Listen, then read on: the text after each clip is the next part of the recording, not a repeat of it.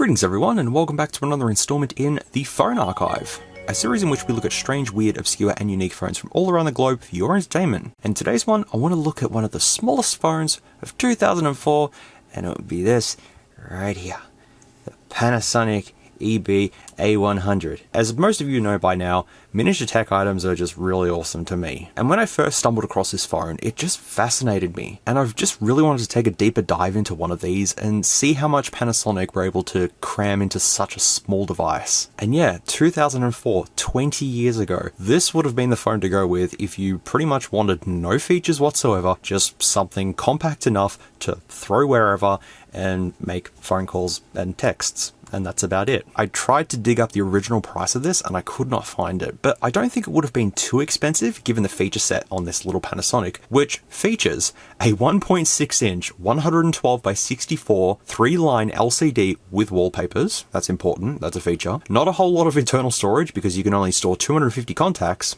on this, 2G GSM only, 2 pre-built games, polyphonic ringtones, a 2.5 inch headphone jack, and a 780 mAh battery, which is plenty of battery for a device that is only 77 by 44 by 17.8 millimeters and coming in at 66 grams. And the technology of 2004 in the phone world was getting better and better, with phones having VGA cameras, expandable storage via a memory card, at the time big 2.4 inch screens, Bluetooth connectivity, and much more. However, the footprint of those phones were kind of still bulky, and one phone that came out the same year as this, although at the end of it, was the Motorola V3, which looks a little something like that compared to the Panasonic. And while the V3 is still very lightweight and thin and, you know, super sleek, it's still big in comparison to this little thing. Here's something from 1999, which is the Nokia 8250. And this pretty much has the same feature set as this Panasonic, but back in 2004, shrinking something down like this into this was a big thing. There was a point where tech was getting really small,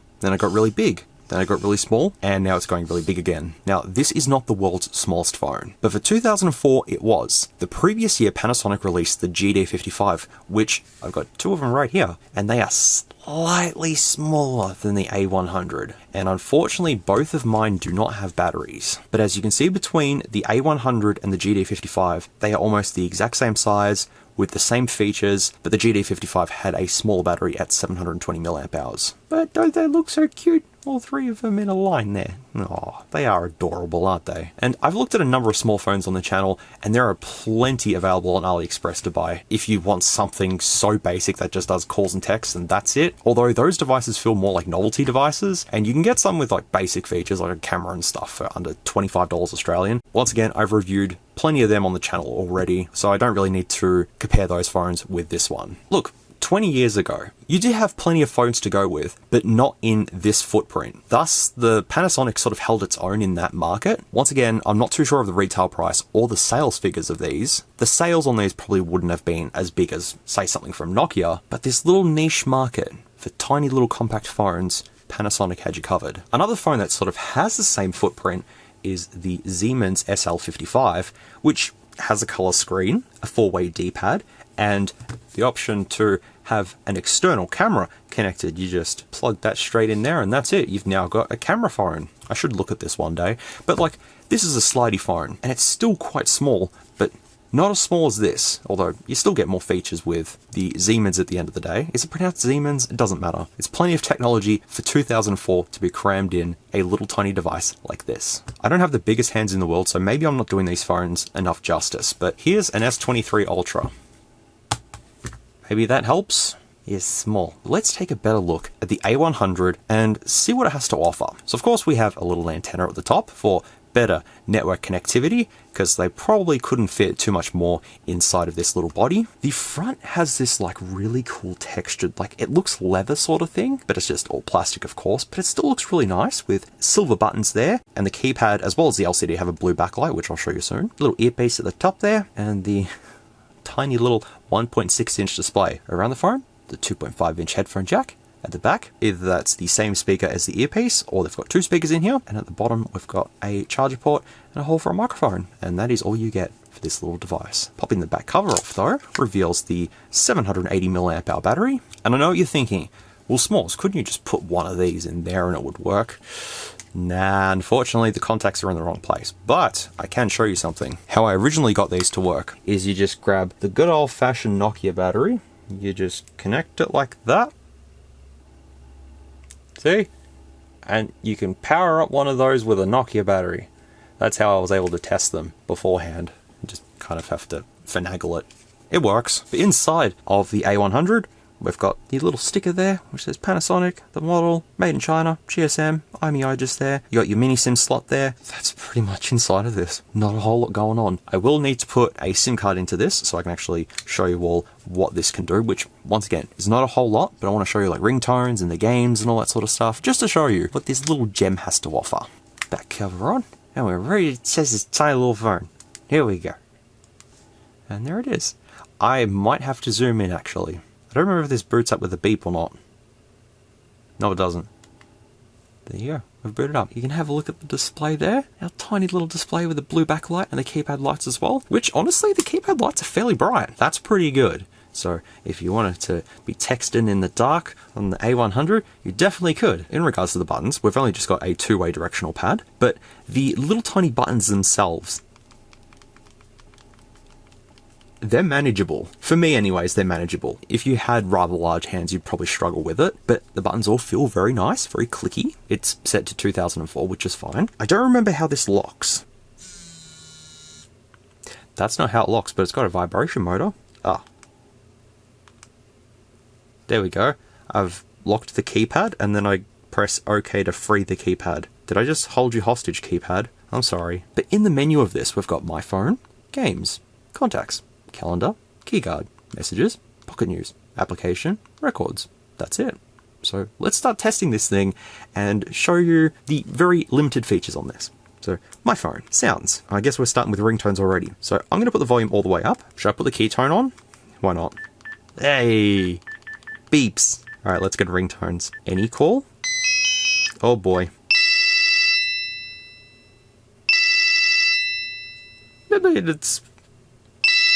It's fine.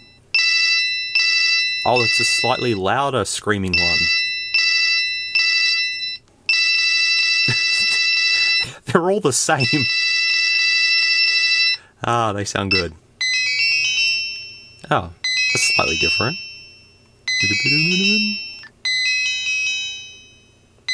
Sounds like slightly horror themed, kind of. Ooh, polyphonic.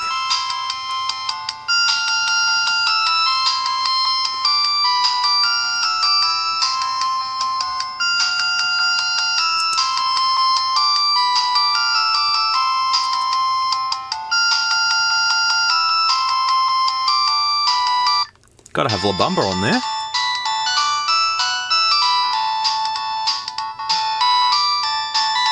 Dun, dun, dun, dun, dun, dun.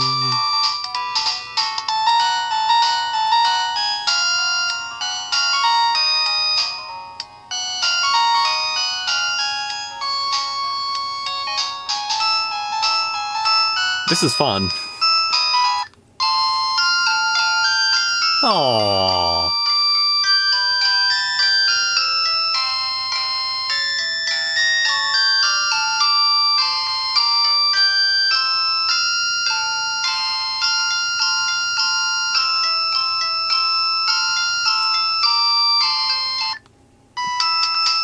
Ooh, funky.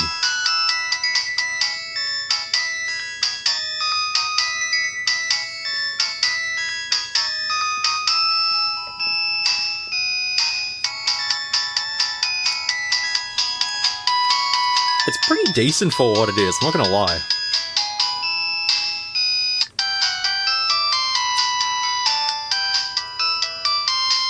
Trying to see if I can recognize these, apart from the few that I've pointed out. How many is there? Da, da, da, da, na, na, na, na, na.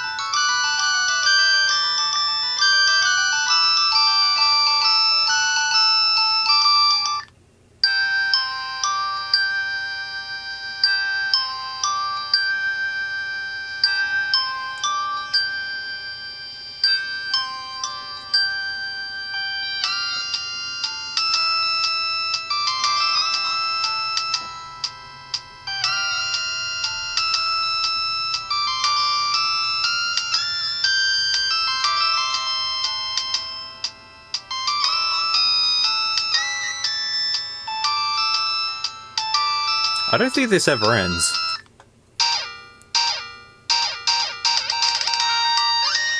That's sick.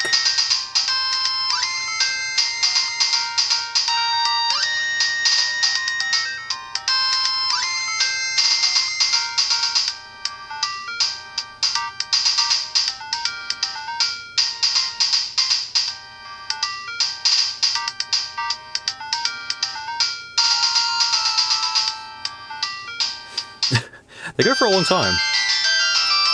Sounds a little bit hectic here.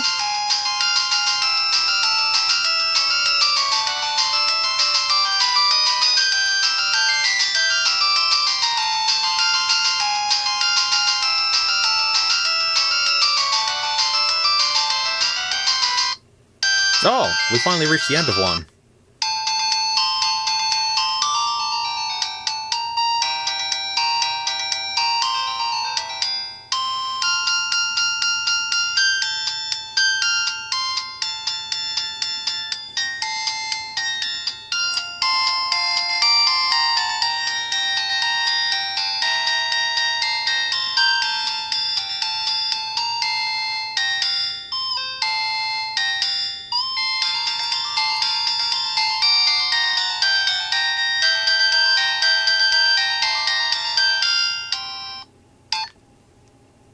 Ooh, thought someone made some music on this. How about the second one? Third one?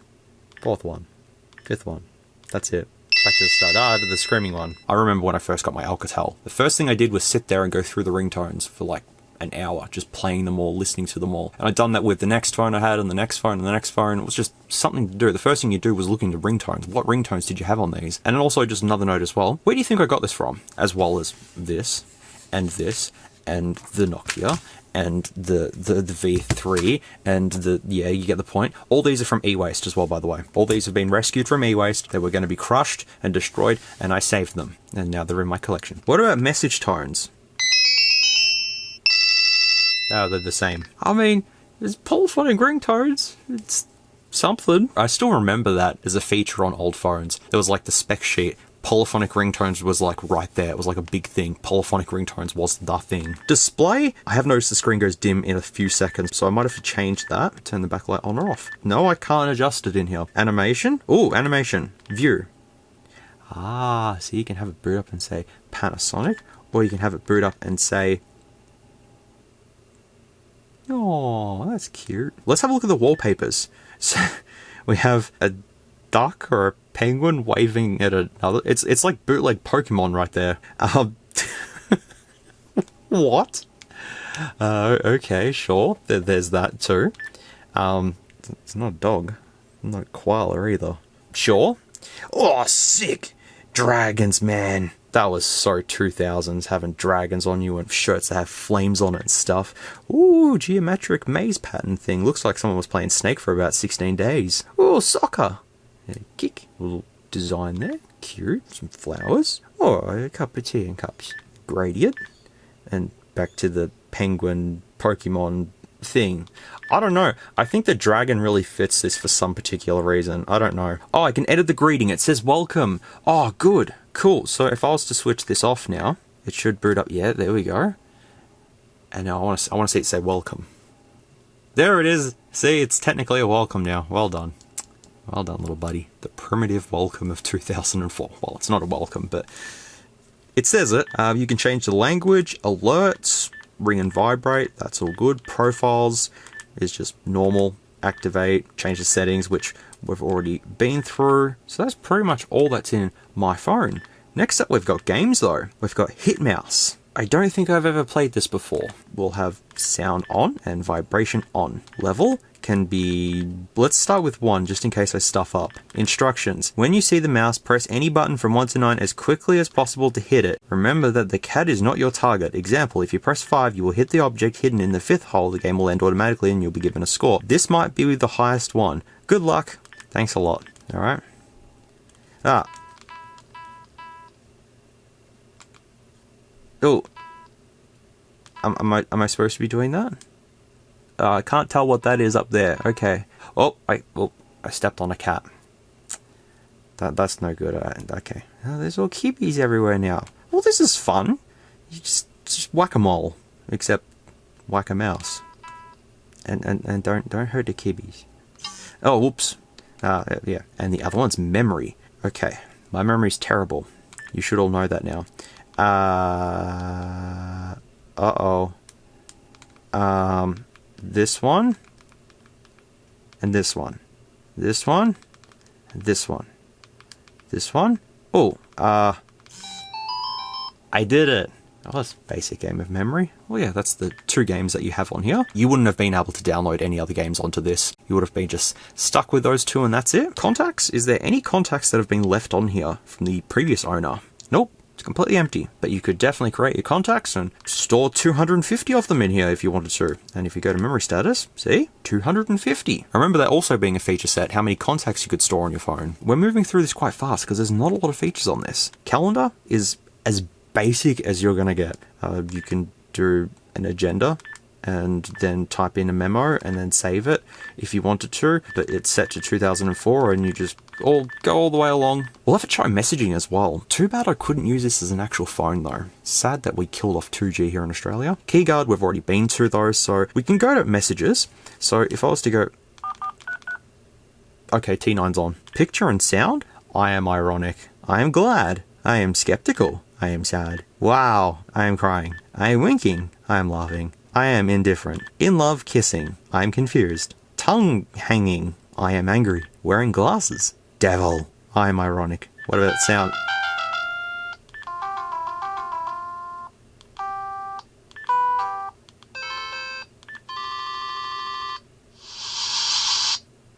That's claps.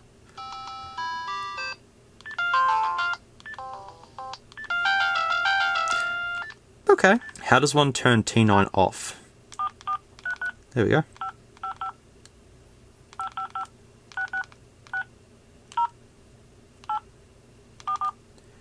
Yeah, this is manageable.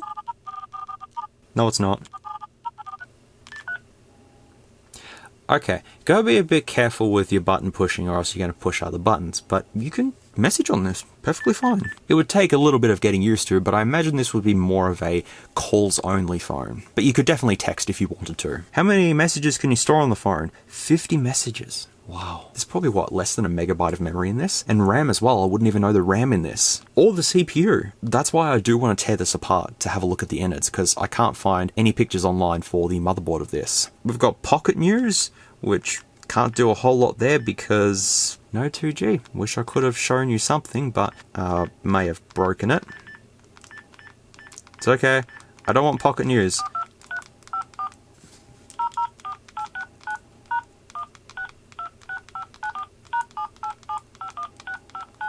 What if I just hold...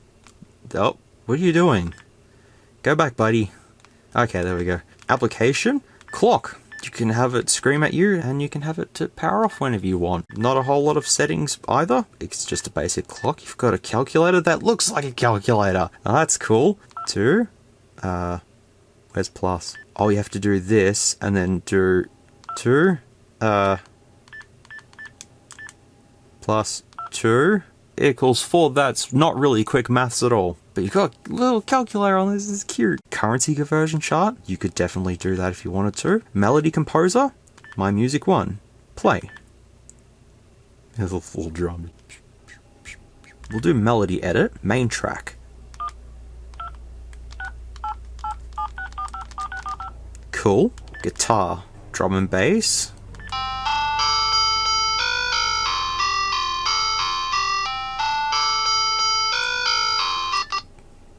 Sounds good. French horn.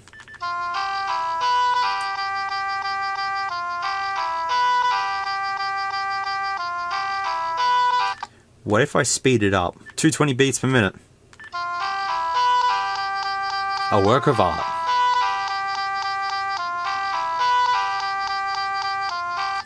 Okay, back then, when you couldn't get ringtones sent to your phone, you would come to the Melody Composer and try and make a song and be creative, which is quite cool. However, I was never creative with Melody Composer and never made anything good. And the last thing that's in this is phone menu with call service, which you can just change your call services, call diverts, security. I was about to say, we don't have face unlock on this. It's 2004 SMOOREZ, 2004. And network is just selected automatically. And I think the last thing we have is records, which is just telling me what was last dialed and what was answered, and it's all completely clear because there's no leftovers from the previous owner on this. That's everything that this little small phone has to offer.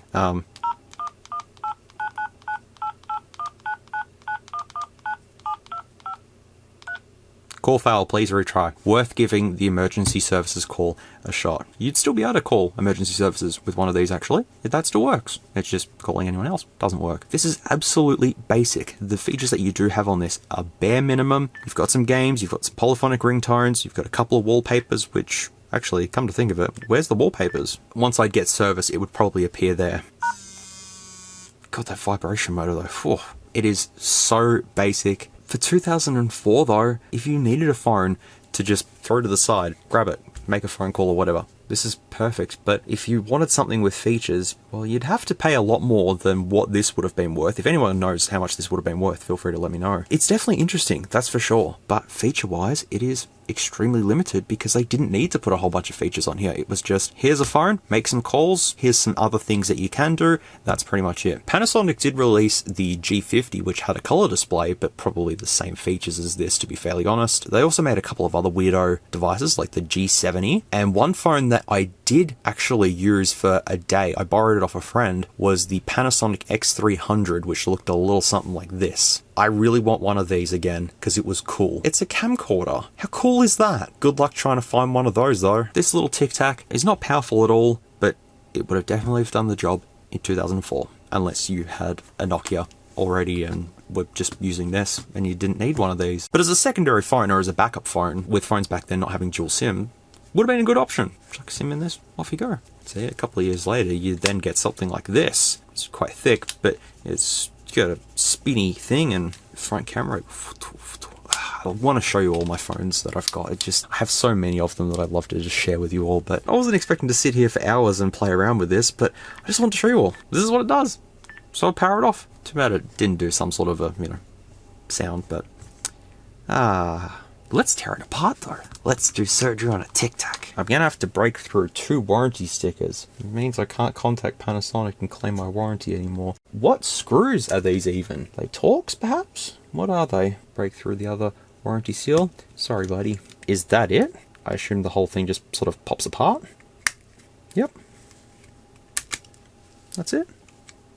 We're in. There's the front faceplate there and the keypad. I've got 2 more Torx 4 screws at the top, and the whole body comes away like this. We do actually have 2 speakers in this microphone just down the bottom. The motherboard itself, we can take the shielding off. The earpiece is just there. The LCD is probably held down by a couple of contacts, maybe, possibly, I don't know. And I can pop the shielding off, being so careful not to destroy anything, but there's inside of this.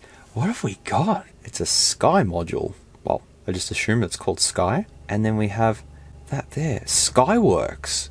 Oh, okay. That's what that is. Skyworks, huh? Made in Mexico. That module right there is a 300 kilohertz to 6 gigahertz SPDT switch, supposedly. Maybe I'm looking at the wrong one, but that's the only thing that's come up for this. And looking up the other one, the Sky 74963, it is a RF transceiver with power ramping controller and integrated crystal oscillator for multiband GSM, GPRS, and edge applications. So probably not a whole lot going on there. I'll go ahead and put that back on, which should just clip down. I can pull off the SIM area, actually. I might do that.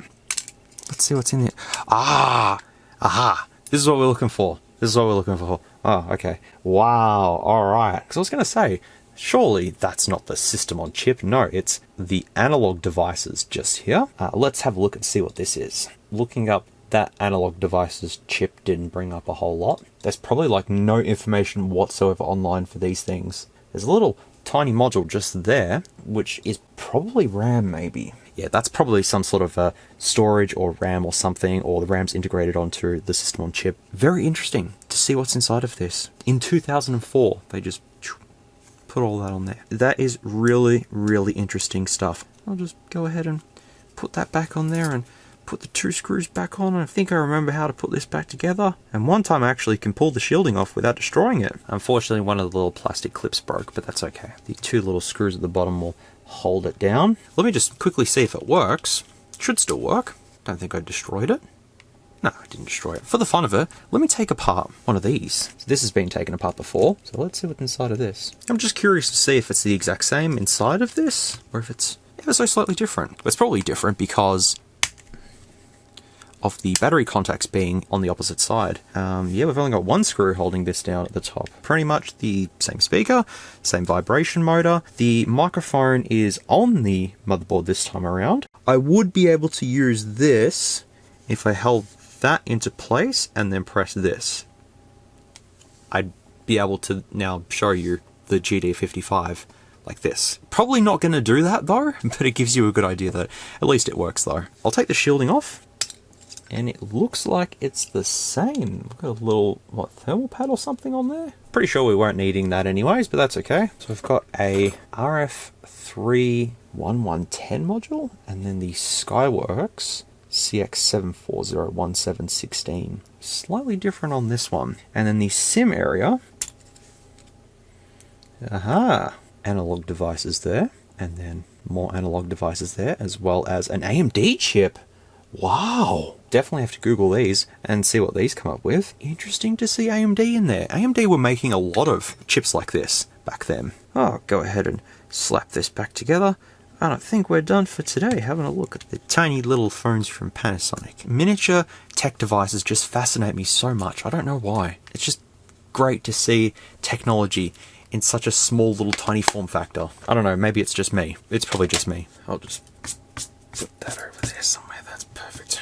Alright, well, that's the 2 GD55s and the Panasonic EB-A100 back together. I hope you enjoyed this little retrospective of a tiny little phone that was available in 2004. Let me know if you've ever used one of these devices, or if you own one of these devices in your collection. It'd be interesting to hear if you've ever used one, or, you know, back in 2004 or 2005, daily drove one. It'd be just interesting to hear if anyone's got any stories with this. That, my friends, is gonna do it for another episode in the phone archive. I really enjoyed having a look at this thing. I've had it for so many years, when I got it from eWaste back in probably like 2012 or something, and it's just been sitting, and I haven't looked at it properly, and now I've had a look at it properly, and I appreciate what it can do for its tiny little footprint. But if you've made it to the end of this video, thank you so much for watching. I do appreciate it. I didn't do a timestamp thing at the start, but I'm pretty sure you all would have worked that out now with my videos and the runtime and all that sort of stuff, having a rambly look at an old device. But if you had to use the timestamps, that's completely fine. That's why they're there. So you can...